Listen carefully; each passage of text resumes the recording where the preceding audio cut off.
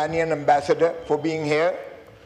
I also congratulate him on the steadfast stance that he took and fought against the superpower with determination and with servitude, and showed the world that nobody is a superpower if you believe in Allah Almighty and you stand steadfast.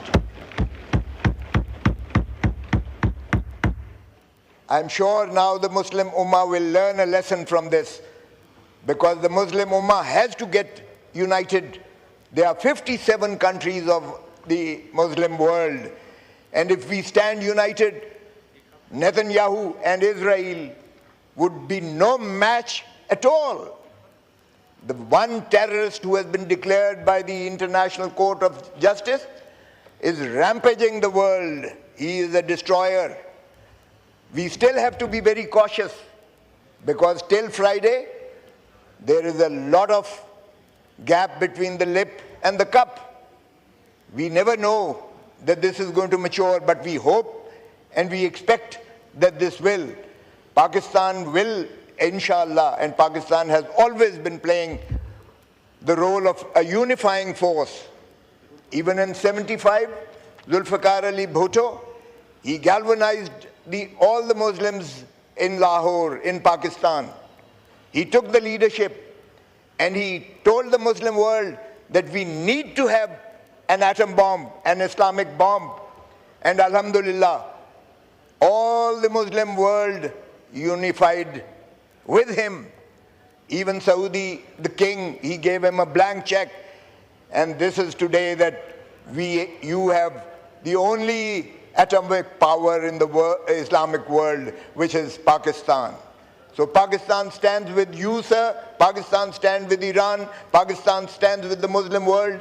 And I hope and I wish that the Gulf states also realize that there is no scope for the superpower or any other power, Israel or Netanyahu, to have their bases around in the Muslim world.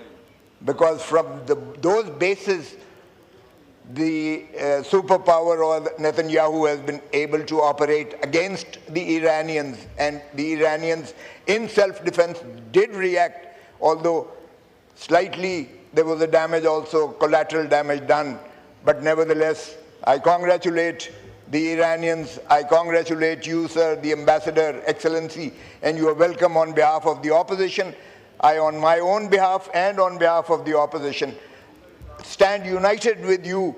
The whole House stands united so far as Iran is concerned, and we stand with you and we salute your courage and your servitude and the patience which you did and the amount of courage that you did, and you crumbled the superpower. Whatever Donald Trump says, and I hope now that you are also compensated for the damage that has been done. Your leadership has been evaporated. Who gave this right?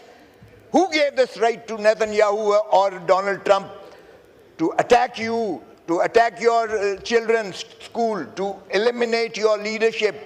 Khomeini was also assassinated and murdered and martyred, and so many other top leaders of Iran were martyred.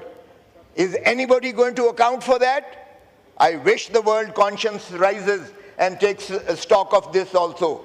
I wish that Netanyahu, the damage that he has done, he also is held accountable, and there is some accountability and you are compensated. I wish and pray that your accounts that have been frozen the world over, they are realized. I wish and hope that Hormuz is opened for you, and it is under your control, because this is the international law.